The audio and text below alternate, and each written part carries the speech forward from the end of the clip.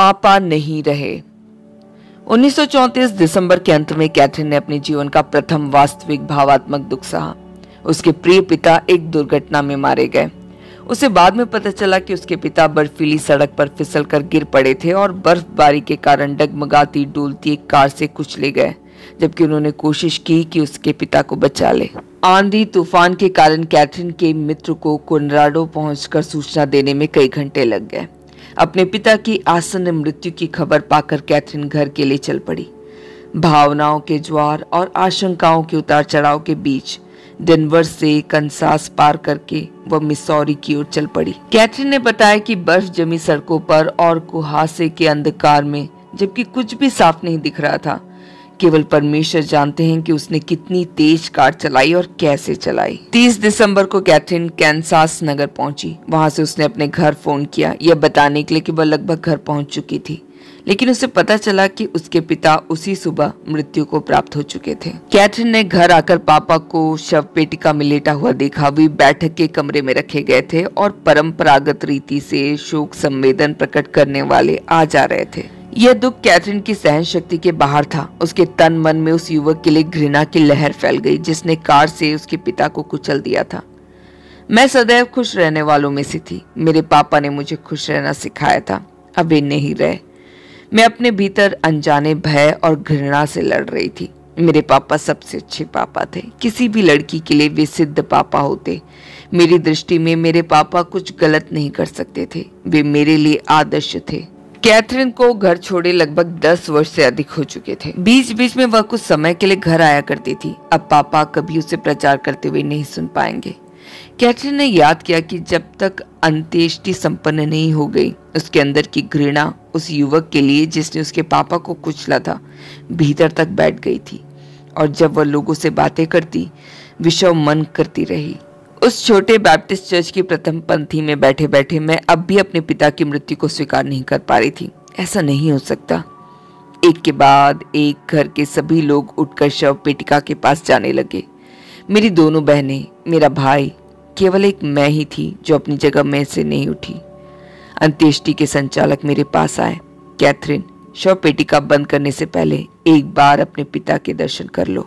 अचानक मैं चर्च के सामने खड़ी हो गई। मैं नीचे देख रही थी। मेरी आंखें पापा के चेहरे पर जमी हुई थी।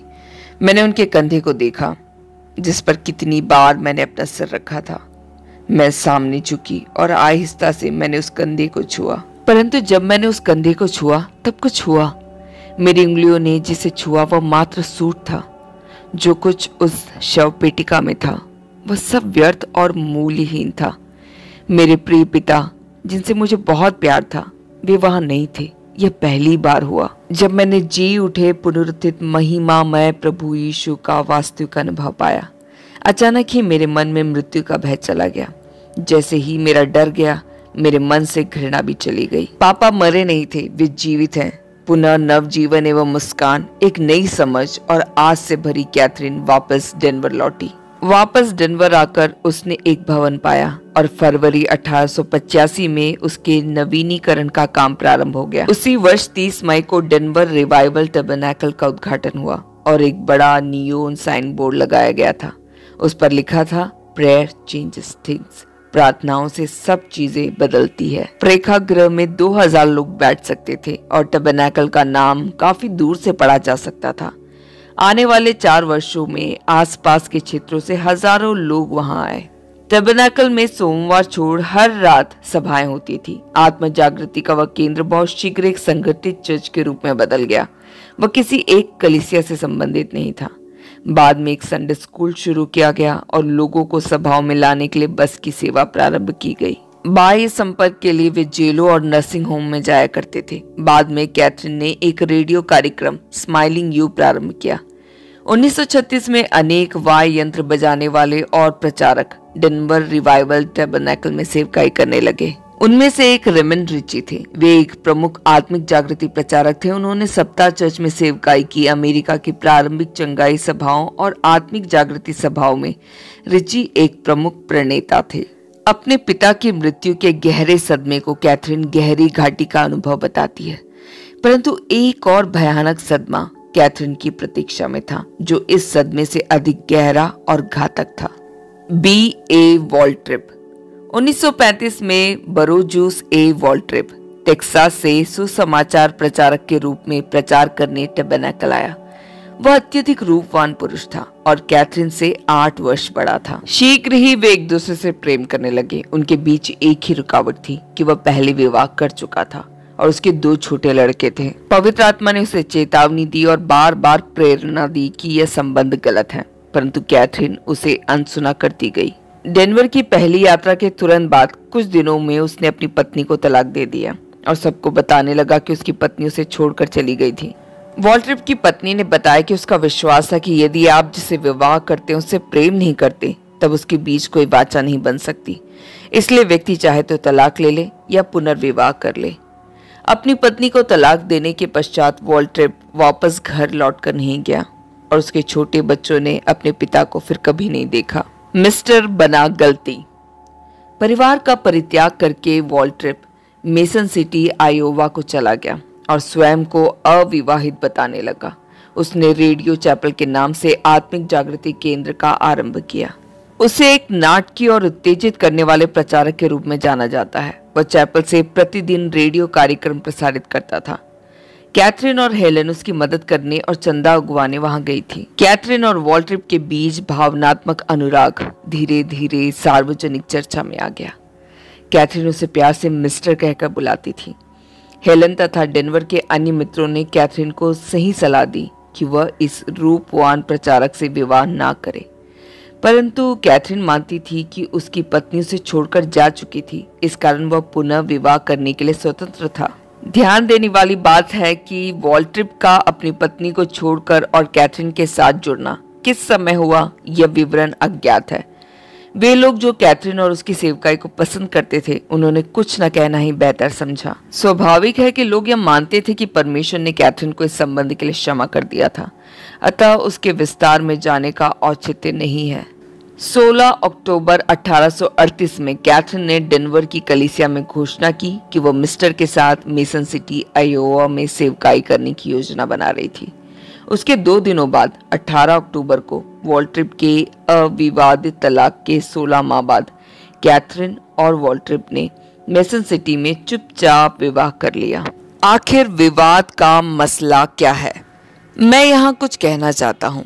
तलाक विवाद का मसला नहीं था। तलाक धार्मिक लोगों की स्वधार्मिकता का मसला हो सकता था, परंतु यह परमेश्वर के निकट विवाद का मसला नहीं है। परमेश्वर ने तलाक पर सरल व्याख्या दी है। नए नियम के अनुसार तलाक के 2 उचित कारण हैं। यदि पति पत्नी में से कोई एक लगातार अनैतिक व्यवहार करे, यह एक कारण है। दूसरा कारण है यदि पति पत्नी में से कोई एक विवाह से दूर हो जाए या विवाह का पालन ना करे। यदि दोनों में से कोई एक बात घटित है तो दूसरा व्यक्ति परमेश्वर के सम्मुख स्वतंत्र है तथा पुनर्विवाह कर सकता है। यदि आपने तलाक का निर्णय ले लिया जो परमेश्वर के वचन से मेल नहीं खाता, तब आपके लिए क्षमा और पुनर्गठन है ताकि आप पुनः एक साफ सुथरी शुरुआत कर सको। स्वधार्मिकता के पक्षचर और कुछ कलीसियाएं भले ही आपको एक नई शुरुआत ना करने दे, परंतु यदि आप परमेश्वर को खोजोगे वो आपकी सहायता करेंगे। कैथरीन ऐसी स्थिति में फंस गई थी जहां झूठी और धोखेबाजी की आत्माएं काम कर रही थी। वॉल्ट्रिप ने टेक्सास में अपनी पत्नी को तलाक दिया और छोड़ दिया। यह उसकी पहली गलती थी। तब उसने सच छुपाने के लिए एक झूठी शिक्षा या सिद्धांत का सहारा लिया और अपने आसपास के लोगों से झूठ कहा। कुलमन वॉल्ट्रिप विवाह आरंभ से ही सरासर गलत था। कैथरीन ने उस पुरुष की कहानी पर विश्वास करने का विकल्प चुना कि उसकी पत्नी उसे छोड़कर चली गई थी। यद्यपि विवाह की समस्त योजना और विचारों के दौरान उसका हृदय लगातार उसे रोक रहा था, उसकी आत्मा में शांति नहीं था। अधिकांश लोगों का मानना था कि मिस्टर कैथरीन से बिल्कुल प्रेम नहीं करता था। उसे तो कैथरीन की भीड़ को आकर्षित करने और दान एकत्रित करने की योग्यता से प्रेम था। उसकी लालच और खर्चीली जीवन शैली को सभी लोग जानते थे। जब उसने कैथरीन से विवाह किया तब 8 राज्यों के लोग पैसों के लिए उसे खोज रहे थे। यहाँ तक कि मिस्टर की माँ ने भी कैथरीन से याचना की कि वह उसके बेटे से शादी ना करे। उसे आशा थी कि एक दिन उसका बेटा अपने होशो हवास में आ जाएगा और पत्नी तथा बच्चों को अपना लेगा। आप पूछ सकते हैं कि फिर कैथरीन ने क्यों विवाह किया। विवाह तय होने के बाद कैथरीन ने मेसन सिटी में अपने मित्रों से परामर्श किया, लॉटी, एंथोनी और हेलन। लॉटी ने याद करके बताया कि कैथरीन ने कहा था, मैं इस विषय में प्रभु की इच्छा नहीं जान पा रही हूँ। उसके मित्रों ने कहा कि वह रुके और परमेश्वर की शांति मन में आने दे, परंतु कैथरीन ने उनकी बात नहीं मानी। जब तीनों सहेलियां डेस माइनस पहुंची, जो मेसन सिटी के मार्ग पर था, हेलन ने कह दिया कि वह विवाह में नहीं जाएगी। वह होटल में ही ठहरी रही। लॉटी भी हेलन से सहमत थी और उसने भी विवाह में शामिल होने से मना कर दिया। परंतु कैथरीन को विवाह की साक्षी बनने के लिए एक और मित्र मिल गई। विवाह के दौरान कैथरीन बेहोश हो गई थी। वॉल्ट्रिप ने उसे होश में लाने की सहायता की ताकि वह विवाह के वचन कह सके। जानबूझकर परमेश्वर की इच्छा की अवज्ञा करने और विवाह करने का यह निर्णय स्वाभाविक रूप से कैथरीन पर भारी पड़ रहा था। विवाह के पश्चात जब नवविवाहित दंपति डेस माइनस पहुंचे, कैथरीन ने एक अजीब काम किया। जैसे ही वे होटल में दाखिल हुए, उसने अपने पति के कमरे में ठहरने से मना कर दिया। उसके निकट मित्र लाटी ने बताया कि वह कूदकर अपनी कार में बैठी और उसके साथ हेलन के होटल में आ गई। कैथरीन उनके कमरे में आकर बैठी और रोने लगी। उसने अंगीकार किया कि विवाह को लेकर उसने गलती की थी और उसका परिणाम भुगतेगी। लाटी ने वॉल्ट्रिप को बुलवाया और कैथरीन के विचारों से अवगत कराया। जब वॉल्ट्रिप ने अपनी पत्नी को खो देने की बात की, तब लाटी ने बीच में बात काटकर कहा, पहली तो बात यह है कि वह तुम्हारी थी ही नहीं। तीनों महिलाओं ने डेस माइनस छोड़ा और अपनी डेनवरी की कलीसिया की स्थिति को संभालने का विचार बनाया, परंतु कलीसिया ने उन्हें अवसर नहीं दिया। वे नाराज थे कि उन्होंने बात को गंभीरता से नहीं लिया था और विवाह को गुप्त रखा था। लॉटी ने बताया कि डेनवर की कलीसिया ने कैथरीन को वापस वॉल्ट्रिन की बाहों में धकेल दिया।